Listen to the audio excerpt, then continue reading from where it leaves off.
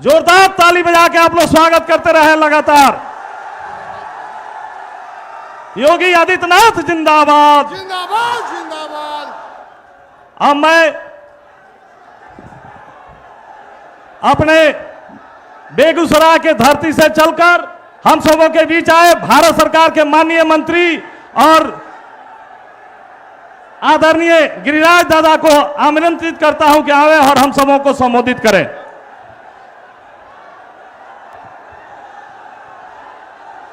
बोलिए भारत माता की, भारत माता की। वंदे वंदे, जय श्री राम, जय जय सिया राम, हर हर महादेव।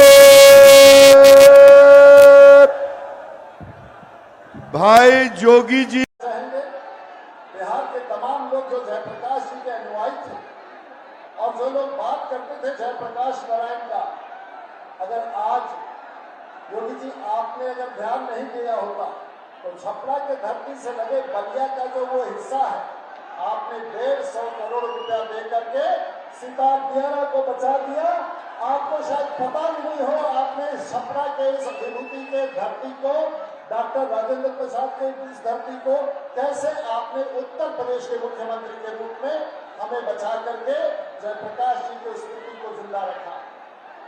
लेकिन एक बहुत बड़ा खतरा आ गया है और हमको पता चला है कि पटना के हाईकोर्ट में हमारे विरुद्ध जो चुनाव लड़ रहे हैं उनके खिलाफ याचिका दायर हो गया है।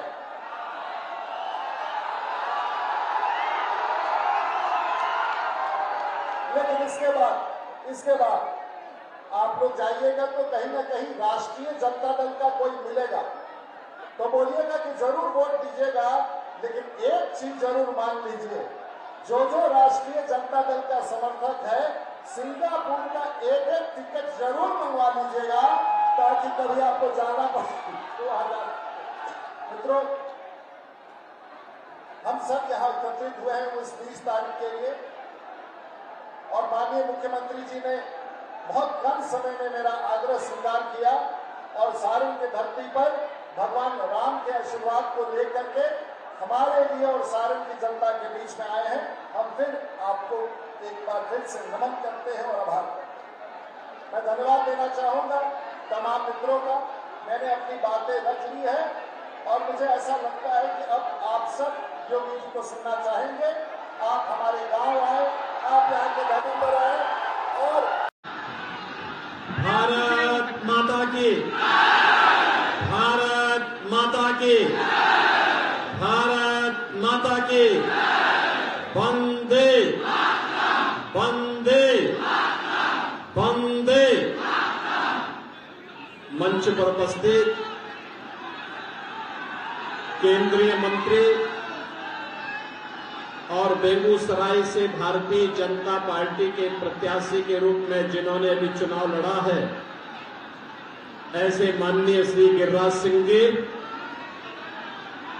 भारतीय जनता पार्टी के वरिष्ठ नेता, पूर्व केंद्रीय मंत्री, लोकप्रिय सांसद और भारतीय जनता पार्टी के लोकप्रिय प्रत्याशी माननीय श्री राजीव प्रताप रूडी जी, प्रदेश मंत्री श्री जगन्नाथ ठाकुर जी, माननीय विधायक श्री जनक सिंह जी, कृष्ण कुमार सिंह जी, सीएन गुप्ता जी, पूर्व विधायक विनय कुमार सिंह जी, भारतीय जनता पार्टी के जिला के अध्यक्ष श्री रंजीत सिंह जी, माननीय विधायक सुश्री सीएससी सिंह जी, पूर्व मंत्री चंद्रिका राय जी, मुनेश्वर चौधरी जी, विधान पार्षद श्री सचिदानंद राय जी, राणा यशवंत प्रताप सिंह जी, भारतीय जनता पार्टी, जेडीयू और अन्य सहयोगी दलों के हमारे सभी पदाधिकारीगण और उपस्थित मेरे सभी सारण के बहनों और भाइयों, महर्षि दधीची बाबा हरिनाथ के ई पवित्र धरती पर रौ लोगन का बंदन अभिनंदन करता नहीं। जय गंगा मैया। बहनों और भाइयों, आज सीता प्राकट्य दिवस भी है और मैं अयोध्या की पावन धरा से, प्रभु राम की पावन धरा से आज आपके बीच में आया हूं। उत्तर प्रदेश और बिहार का जो आत्मीय रिश्ता है, हम उत्तर प्रदेश वासी बिहार को अपना ननिहाल जैसा मानते हैं। और बहनों भाइयों, इससे बड़ा सौभाग्य और क्या हो सकता है कि माता सीता के प्राकट्य दिवस के अवसर पर मुझे सारण की धरती पर आने का सौभाग्य प्राप्त हुआ है। और आप सब जानते हैं, इस समय देश के अंदर लोकसभा चुनाव के 4 चरण संपन्न हो चुके हैं। 3 चरण अभी बाकी है, लेकिन देश में उत्तर, दक्षिण, पूरब, पश्चिम चारों ओर एक ही स्वर गूंज रहा है, एक ही नारा गूंज रहा है। लोगों के मन में एक ही संकल्प आया है और वह है कि फिर एक बार, फिर एक बार, फिर एक बार और अब की बार, अब की बार। बहन और भाइयों, जब 400 पार की हम बात करते हैं तो विपक्ष के लोग कहते हैं एक कांग्रेस के नेतृत्व का जो इंडी गठबंधन है वह कहता है कि कैसे, तो जनता जनार्दन के मुंह से निकलता है कि जो राम को लाए हैं, जो राम को लाए हैं। क्या बिहार भी यही सोचता है ना? बिहार यही सोचता है ना? क्योंकि जब अयोध्या में रामलला के मंदिर का भव्य उद्घाटन हुआ, उससे पहले सबसे पहला उपहार अयोध्या धाम के लिए कहीं से आया था तो बिहार से आया था। बिहार की जनता जनार्दन की ओर से आया था, क्योंकि उत्सव का माहौल जैसे अयोध्या में था ऐसे ही जनकपुर में भी था, जैसे उत्तर प्रदेश में था ऐसे ही बिहार में था। क्योंकि बिहार में तो और भी उत्सव था, क्योंकि मां जानकी का मायका जो बिहार में है। लेकिन बहनों और भाइयों, अयोध्या के महात्म को और भारत के महात्म को केवल वही समझ सकता है जिसके मन में राम की भक्ति होगी। रामद्रोही नहीं समझ सकते,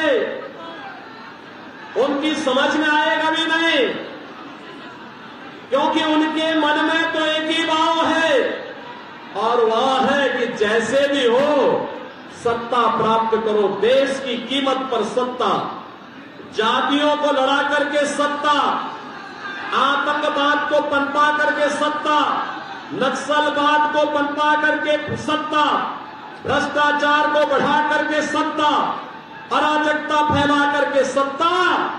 और हमारे लिए तो राम सर्वोपरि है, राम की भक्ति है और राष्ट्र के प्रति अटूट समर्पण का भाव है। इन दोनों को अलग करके हम नहीं देख सकते और इसीलिए पूरा देश आज के दिन पे कहता है कि जो राम को लाए हैं हम उनको लाएंगे। बहनों भाइयों, 4 चरणों के चुनाव के उपरांत पूरे देश के अंदर अब सुनामी बन चुकी है, मोदी सुनामी। मोदी जी तीसरी बार देश के प्रधानमंत्री बनेंगे, कोई संदेह अब नहीं रहा। और मैं तो आपके सामने आया हूं आपसे कहने के लिए, आपसे मैं यही कहने के लिए आया हूं। मैं पहले बिहार में औरंगाबाद गया, वहां से नवादा गया, फिर बेगूसराय आया और आज मुझे छपरा में, सारण में आने का अवसर प्राप्त हुआ है। बहनों और भाइयों, उत्साह क्या उमंग है, क्या उत्साह है। मैं देख करके दंग हूं। बिहार की बुद्धिमत्ता ने देश और दुनिया को एक दिशा दी है। बिहार यह भारत के पहले राष्ट्रपति डॉक्टर राजेंद्र प्रसाद जी की पावन जन्मभूमि है। और ये बिहार देश की आजादी के बाद देश के सबसे बड़े राजनीतिक आंदोलन जिसने लोकतंत्र को बचाया था, सदैव जयप्रकाश जी की भी पावन धरा है। लेकिन बहनों और भाइयों, इस बिहार को कांग्रेस और आरजेडी के इस गठबंधन ने कहां पहुंचा दिया था। बिहार के लोगों के सामने, बिहार के नौजवानों के सामने पहचान का संकट खड़ा हो गया। हमें दुख होता है कि जो बिहार अपनी बुद्धि से, अपनी बुद्धिमत्ता से देश को दिशा देने की सामर्थ्य रखता है, वह बिहार पहचान के लिए तरस रहा था। इन लोगों ने माफिया और अपराधियों को पनपा करके क्या स्थिति बिहार की कर दी थी।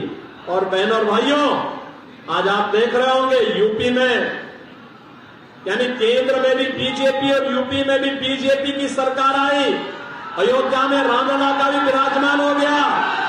और आप देखते होंगे उत्तर प्रदेश में हमने माफियाओं को कहां पहुंचाने का काम किया है। ये बड़े बड़े माफिया थे जो पहले सत्ता का संचालन करते थे, बड़े बड़े दंगे करवाते थे। रामनवमी में दंगा, होली में दंगा, दीपावली में दंगा, जन्माष्टमी में दंगा, शिवरात्रि में दंगा, जो भी पर्व है, छठ पे दंगा। तो हम लोगों ने भी तय किया, मैंने कहा अगर मुझे मोदी जी ने यूपी की बागडोर सौंपी है तो इन दंगाइयों को रसातों को जरूर पहुंचाऊंगा। और बहनों और भाइयों, आज आप देखते होंगे अब यूपी में पिछले 7 वर्ष में एक भी दंगा नहीं हुआ। कोई दंगा नहीं, कोई कर्फ्यू नहीं, ये सब समाप्त। दंगा भी समाप्त, कर्फ्यू भी समाप्त, और वहां पर माफिया भी समाप्त। अब महोत्सव होते हैं, महोत्सव, दीपोत्सव अयोध्या में, रंगोत्सव मथुरा में, देव दीपावली काशी में, और आपको अयोध्या में, काशी में, विंध्यवासिनी धाम में जाने का अवसर प्राप्त होता होगा। आज आप देखते होंगे जैसे अयोध्या को ऐसे लगती है जैसे त्रेता युग की अयोध्या साक्षात उतर आई हो। बहनों और भाइयों, ये कांग्रेस और आरजेडी बिहार को फिर से कहां पहुंचाना चाहती है, किसी से छुपा हुआ नहीं है।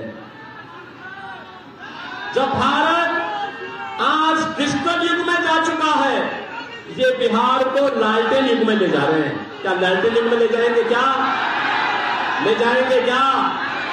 और जो गिरिराज बाबू अभी कह रहे थे, लालू जी क्या कह रहे हैं, भगवान करे वो स्वस्थ रहे।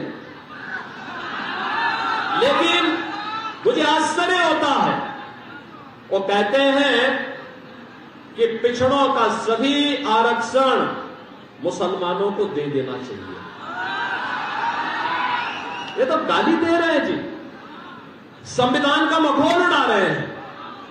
बाबा साहब भीमराव अंबेडकर जिस संविधान के शिल्पी थे, जिस संविधान सभा के अध्यक्ष डॉक्टर राजेंद्र बाबू थे, उस संविधान की खिल्ली लालू जी जैसे लोग उड़ाने का काम कर रहे हैं। कहते हैं सभी आरक्षण। बाबा साहब भीमराव अंबेडकर ने कहा था भारत के संविधान सभा में कि धर्म के आधार पर कभी आरक्षण नहीं हो सकता, क्योंकि धर्म के आधार पर देश का विभाजन हुआ था। एक कांग्रेस और आरजेडी या धर्म के आधार पर आरक्षण की घोषणा करके देश के विभाजन के आधार रखना चाहते हैं। क्या आप इसको स्वीकार करेंगे क्या? और दूसरी खतरनाक चाल इनके द्वारा क्या चली जा रही है? वह चली जा रही है, देखो गरीबी तो कांग्रेस ये लोग हटा नहीं पाए। कांग्रेस गरीबी हटाने का मॉडल देखना हो तो मोदी मॉडल देखो। बहनों और भाइयों, 80 करोड़ लोग फ्री में राशन की सुविधा का लाभ प्राप्त कर रहे हैं देश में, 4 वर्ष से लगातार कर रहे हैं। और कांग्रेस और आरजेडी के समय में गरीब भूख से मरता था, तवा के भाव में दम तोड़ता था।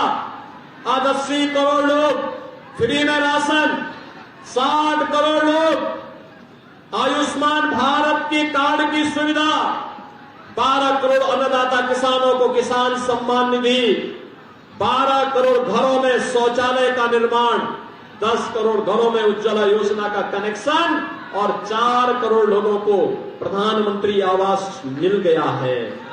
और मोदी जी ने घोषणा की है 70 वर्ष से ऊपर के हर एक बुजुर्ग को प्रतिवर्ष 5 लाख रुपए की स्वास्थ्य की सुविधा उपलब्ध करवाएंगे, फ्री में उपलब्ध करवाएंगे। मोदी जी ने घोषणा की है कि अगले 5 वर्ष में बाकी बचे हुए सभी पात्र लोगों के लिए एक एक आवास उपलब्ध करवाएंगे। मोदी जी ने घोषणा की है कि हम आने वाले समय में फ्री बिजली उपलब्ध करवाने के लिए हर घर पे सोलर पैनल लगाएंगे और उस पैनल से आप बिजली से पैसा भी कमाएंगे और फ्री बिजली भी प्राप्त होगी।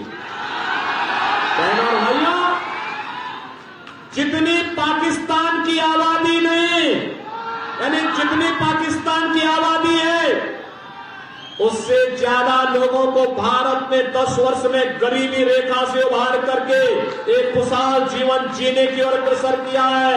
ये जो पाकिस्तान का राग अलापने वाले लोग हैं ना, उन लोगों से बोलिए कि भाई अगर पाकिस्तान से इतनी ही स्नेह है, इतना ही प्यार है, तो भारत पे बोझा मत बनो, पाकिस्तान जाओ। इनको भी गली मोहल्लों में जाकर के कटोरा लेकर के भीख मांगना पड़ेगा। देख रहे हो 1 किलो गेहूं के लिए वहां क्या छीना झपटी हो रही है। ये तो पाकिस्तान के हाल है। और बहनों और भाइयों, भारत है अपने लोगों को सब सुविधाएं उपलब्ध करा रहा है। ये मोदी जी का मॉडल है। लेकिन इनका मॉडल क्या है? इनका मॉडल क्या है? कांग्रेस क्या कहती है? कहती एक झटके में गरीबी हटाएंगे। कैसे हटाएंगे? क्योंकि दादी ने नारा दिया तो पोता भी वही नारा रख रहा है 54 वर्ष के बाद भी। 1970 में श्रीमती इंदिरा गांधी ने गरीबी हटाओ का नारा दिया था, आज पोता भी वही कह रहा है। जब एक पत्रकार ने पूछा कैसे हटाएंगे, कहा एक झटके में हटा देंगे। कहा कैसे?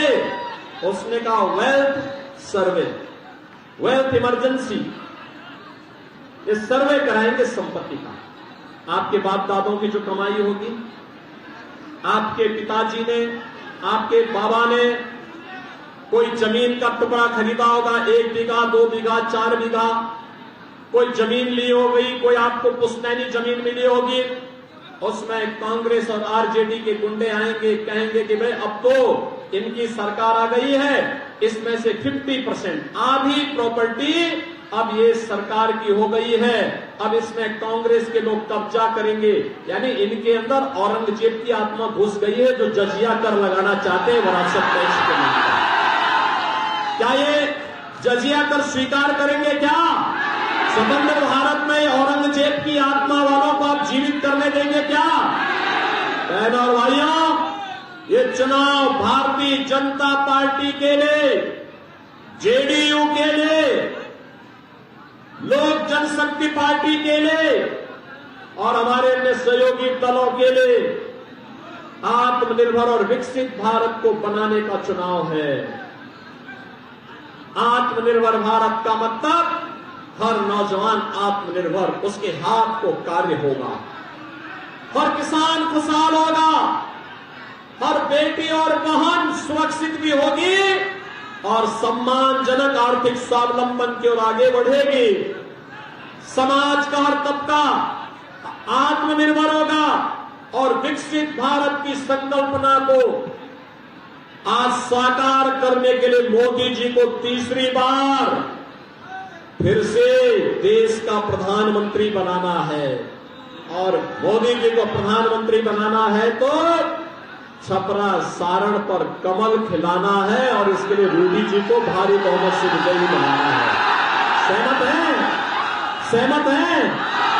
सहमत हैं? बहनों और भाइयों, पूरा चुनाव तो अब राम भक्तों, रामद्रोहियों के बीच में आ गया है। आ गया है ना? आ गया है ना? देखो क्या कहते हैं सब ये रामद्रोही, कहते हैं राम मंदिर बेकार बना है।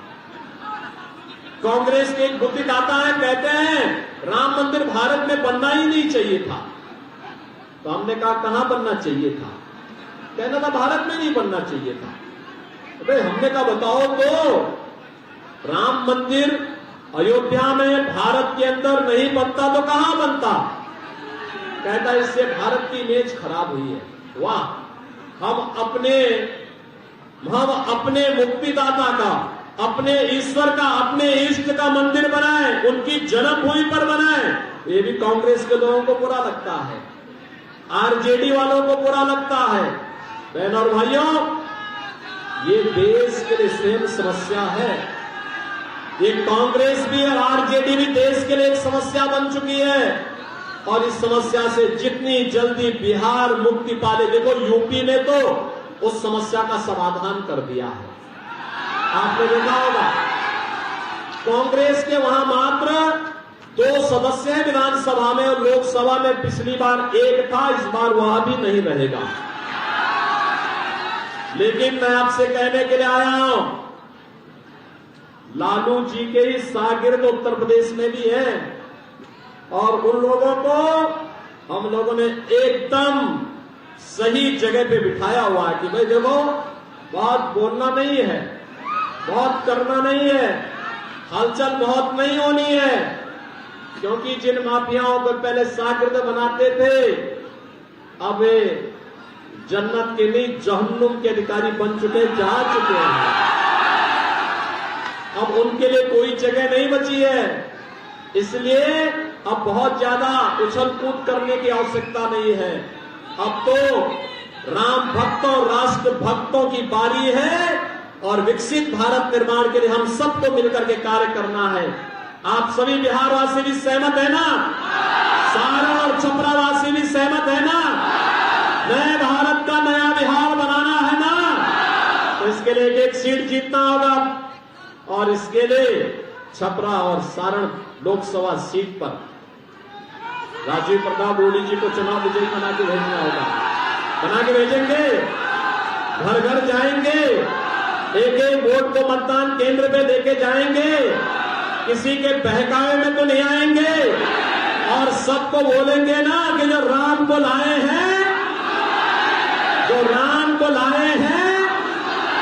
बहनों और भाइयों, आप सब ने जो उत्साह दिखाया है, मैं आप सबका हृदय से अभिनंदन करता हूं, और आप सबसे अपील करता हूं कि भारतीय जनता पार्टी के सुयोग्य प्रत्याशी, लोकप्रिय प्रत्याशी, वरिष्ठ नेता कि राजीव प्रताप रूडी जी को भारी बहुमत से विजयी बनाने की अपील आप सबसे करता हूं।